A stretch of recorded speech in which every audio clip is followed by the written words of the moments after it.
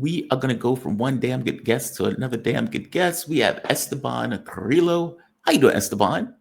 Hi, Jamal. Good morning. I'm doing great. How about you? I am doing fine. Better that you are joining me. Esteban Carrillo, he's Ecuadorian journalist, currently writing for The Cradle, previously with Telesur English. Esteban, let's start with Venezuela. Let's start with Yes. Venezuela. So apparently the United States has pirated one of the ships going from Venezuela to Iran. There's that. Iran responded by effectively pirating another ship that was coming into their waters as reprisal. Another ship apparently coming from Russia was trying to get to Venezuela that was warded off by the U.S. I think I even have that clip, which is just outrageous if you think about it. Venezuela is a sovereign country, and the United States is effectively trying to assert some right in order to avoid almost like a blockade on Venezuela. You right here, this one. This was an oil tanker that was coming in that was warded off by the U.S. That's amazing. That's amazing. Venezuelans' reprisal to all of this went after Trinidad and Tobago, effectively saying no more oil contacts with Trinidad and Tobago, effectively saying that they were working with the United States government. There is, I'm going to call it a rumor right now because I can't confirm it, that a radar was put into Trinidad and Tobago by the United States. And of course, Venezuela is asking, what is this for? With the idea that this is going to be used for any kind of kinetic action against Venezuela itself. What is going on with this? I'm trying to give this kind of overview so this doesn't have to be treaded over, but all of this seeming is leading to something.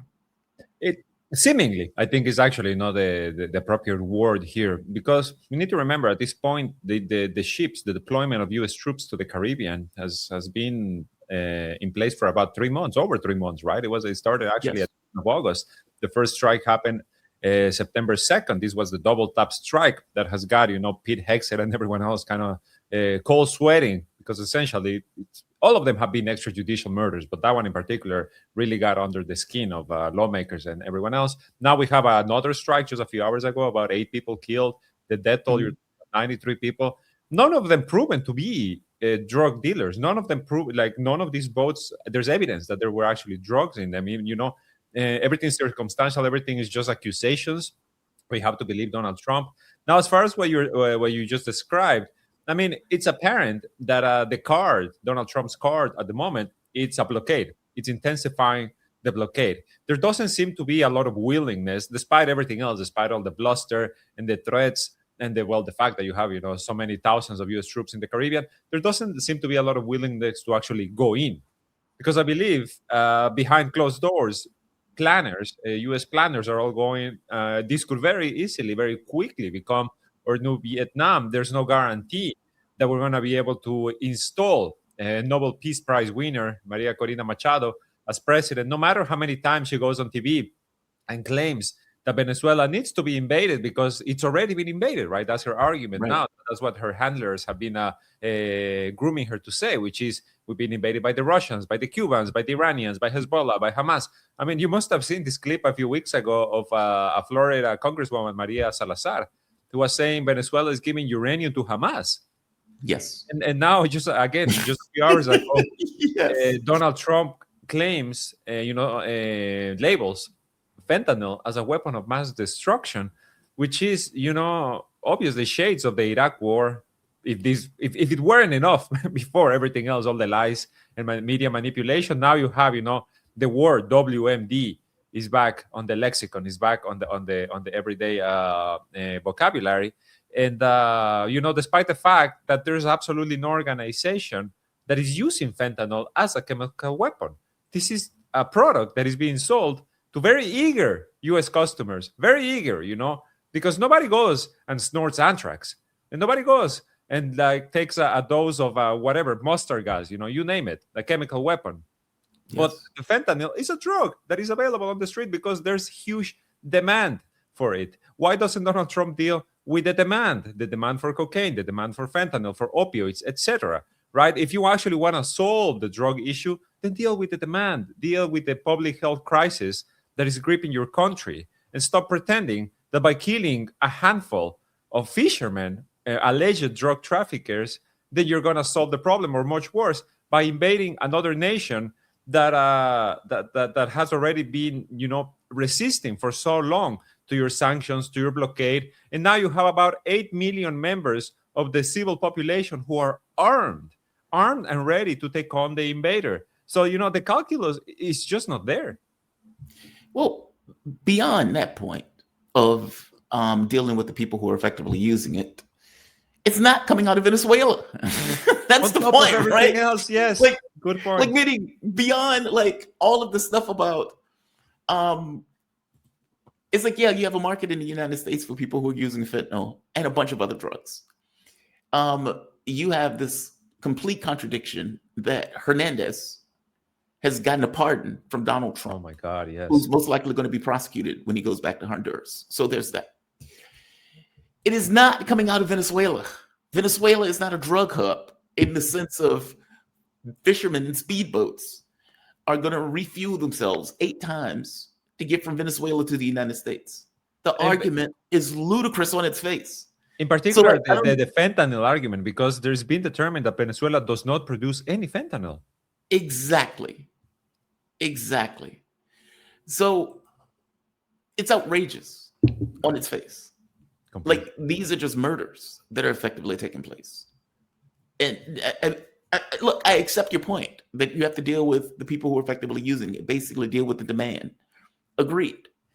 But there's also this element of it's not just demand, it's also just patently not true. That this is a weapons of mass destruction in Iraq argument. And this idea that, they're giving uranium to Hamas. It's outrageous. It's like Hamas is going to build a nuclear bomb. Okay. Yeah, sure. And one last point on this. This article also came out from the AP that Trinidad and Tobago is going to allow the United States to use its airspace. Effectively, if there are any kind of military attacks that are taking place on Venezuela, Trinidad and Tobago are effectively going to allow their airspace to be used for attacks on Venezuela. Why on earth is Trinidad and Tobago such a willing U.S. proxy in all of this? I don't quite understand the relationship.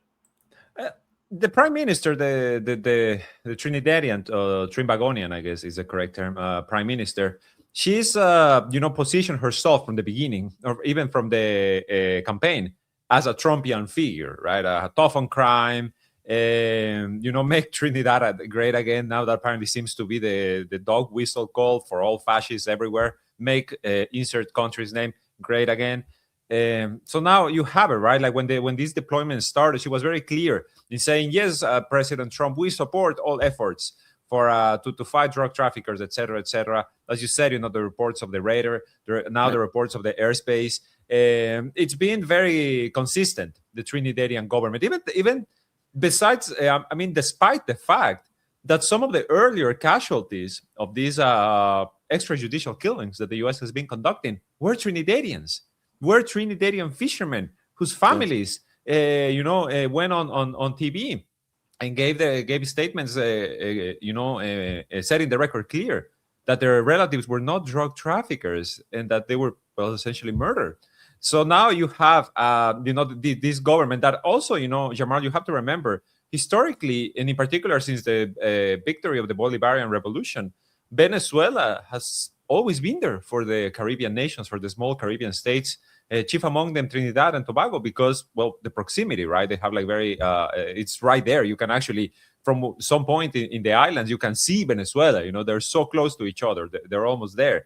And through Petrocaribe, through CARICOM, etc., Venezuela has always been, providing oil or at beneficial prices, slashing any debt that they may have, etc. Venezuela has always been there as a partner.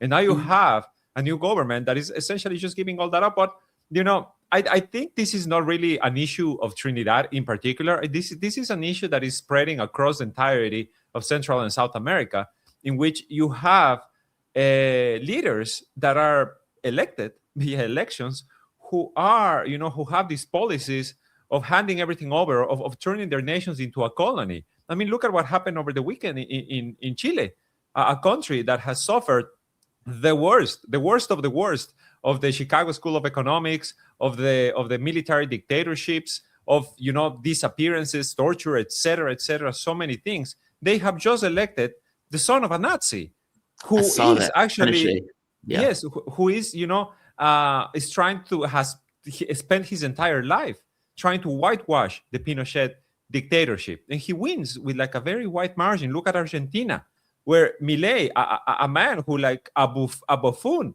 it's a compliment for this man in all senses. He gets yet another vote of confidence. The Argentinians have voted in favor of Milei 4 times now. 4 times they have voted in favor of this lunatic. The same, look at Ecuador, look at Peru, look at, everywhere else. You have this rising extremist wing of the population that is just, and part of my term, voting out of their ass, because they cannot really, point to a reason why these leaderships in particular are going to make their lives better. It just aligns with the narrative, right, of tough on crime, the Bukele, right, the Nayib Bukele school of thought. It's just like start deporting people, start arresting people, etc., or the Donald Trump school of thought, which is also, just the same as we're seeing now on U.S. streets. And that's enough to get, like, that blows my mind. Like, historical precedent doesn't factor into the voting patterns of the people in these countries when they're voting for somebody like Milei or voting for somebody like Pinochet's relative. Cousin, thank you. Cast, yes. It doesn't apply. Like historical context. Historical context. Like, I'll give you an example. When I was in Brazil and the election was taking place between Lula and Bolsonaro, and I would have, the election was close. It was like 51-49 or 51-48.7 or something like that. It was like very close. And I remember sitting in the studio watching the election like, holy shit, I can't believe it's this close. When Lula left with like an 80% approval rating. Mm-hmm. And I had the opportunity to talk to some people on the ground, and they would say stuff like, we need a strong hand here. Maybe the dictatorship wasn't that bad. Yes. And it blew my mind.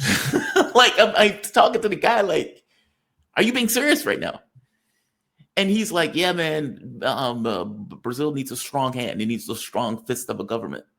And as you're talking to the guy and you're pointing out, like, if you believe that all of these people are corrupt, and he would say, yes.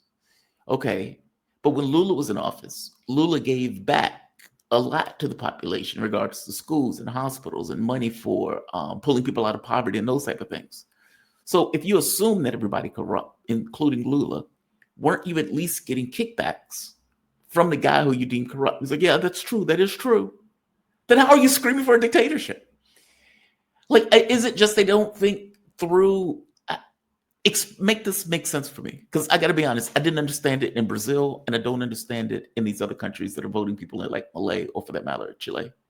It's I don't know if I can compare it to another region of the world. I still feel like this is a very Latin American problem syndrome. Yes, it's like problems. It's really an issue in which you have a popular leader come in. And like you said, like Lula, Correa in Ecuador, or the Kirchners in Argentina, and rise people out of poverty, right? Like slash the poverty rate, slash illiteracy.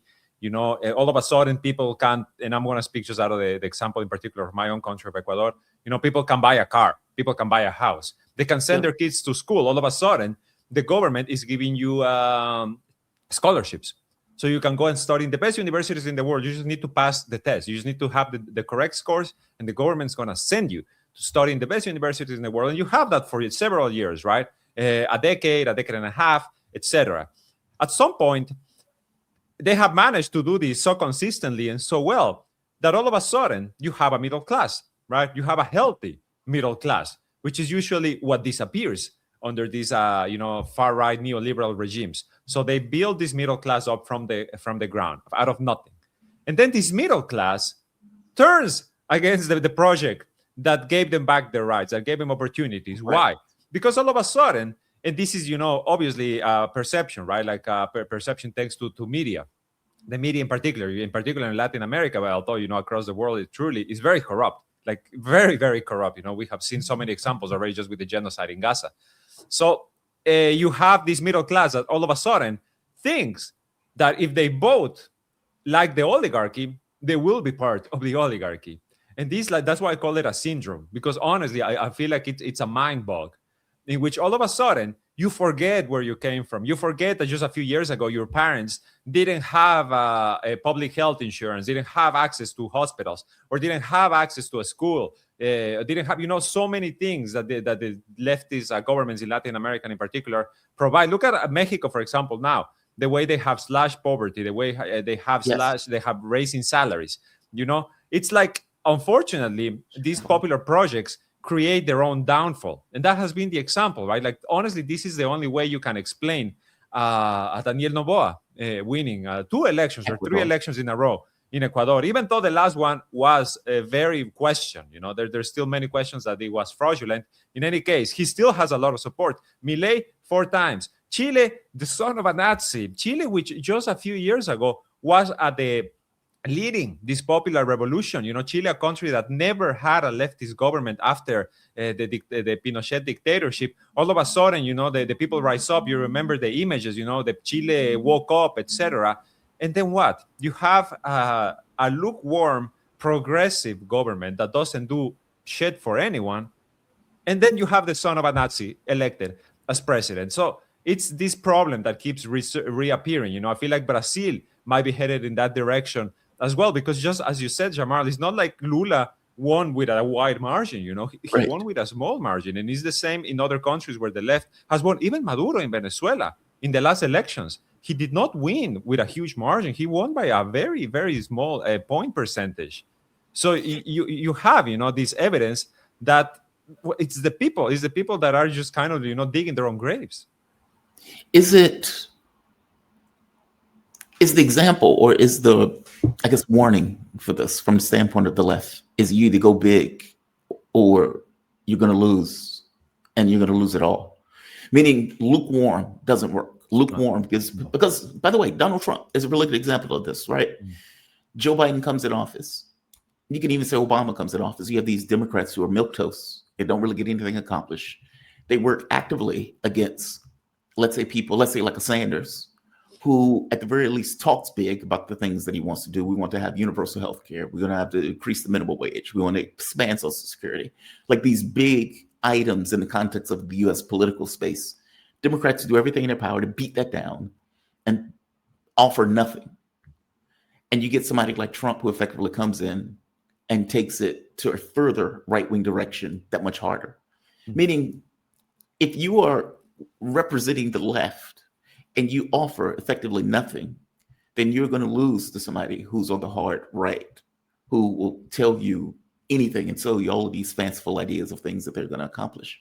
And that is effectively what we're seeing in South America, that you get lukewarm governments in that effectively are ineffective, in which case leads a pathway to right-wing governments coming in right behind it. Is that what the thing is? Either if you're going to build a left, you better go big, or otherwise you're going to lose. Yes, I mean, that should be the lesson, right? Because you are seeing now, and this is the Bukele effect, right? Nayib Bukele, a guy who, when he came to power, was a leftist, self-described leftist. He was at one point, even with the leftist FMLN party in El Salvador, he was, kind of presenting himself as this progressive figure.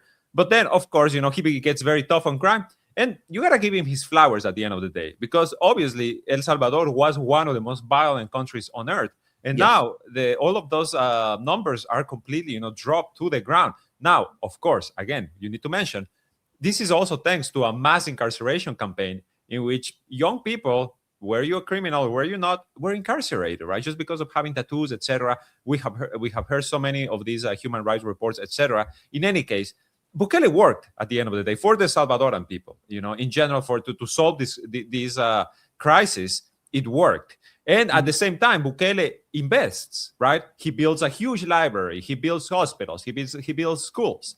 So it's not just a tough hand, right? It's not just repression. It's actually also giving something to the people. And now, of course, again, the question of what is he actually doing? He's becoming kind of the jailer of the U.S. empire, right? He's opening up his prisons for like whoever Trump wants to send. He just like gladly accepts them and gets paid for each prisoner in any case. But then you have someone, for example, like Daniel Noboa, who comes in with the same argument, with the same, trying to present himself. I'm going to be tough on crime. I'm going to do this. I'm going to do that. Making all of the promises, as you say, Jamar, that the weak left, because in Latin America, we have a very weak left over the past decade or so, doesn't, right? Because they want to please everyone, because they don't want to make enemies of anyone.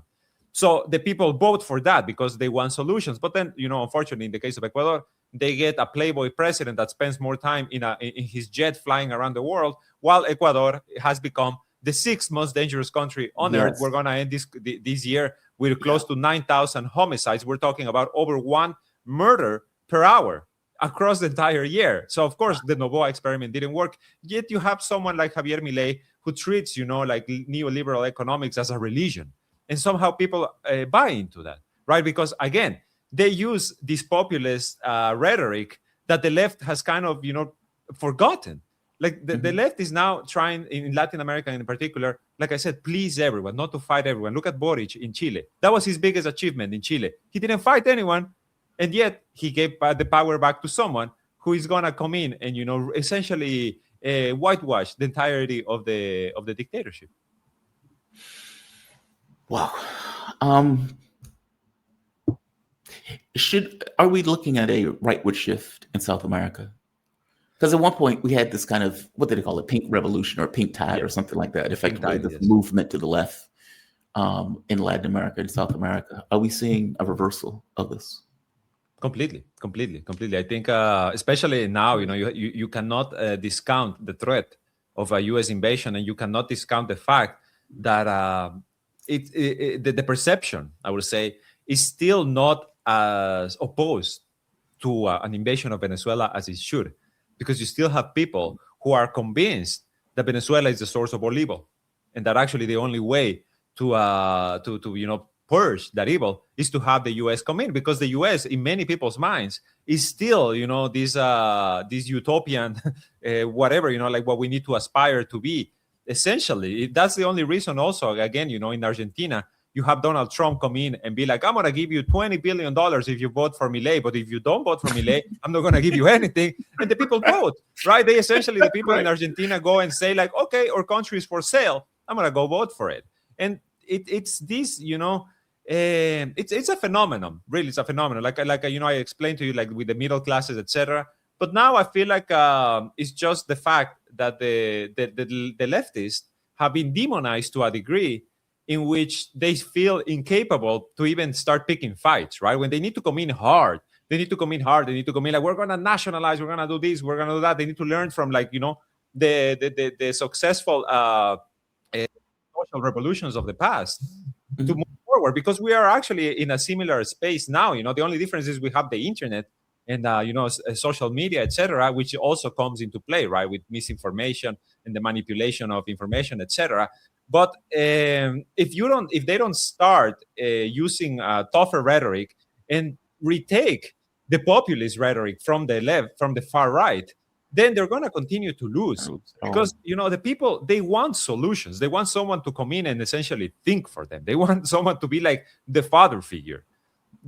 So we need that again also from the left, right? And because on top of everything, we have seen in South America and in Central America that when these governments come in, they actually provide solutions for the people. They actually leave people out of poverty. They actually improve security.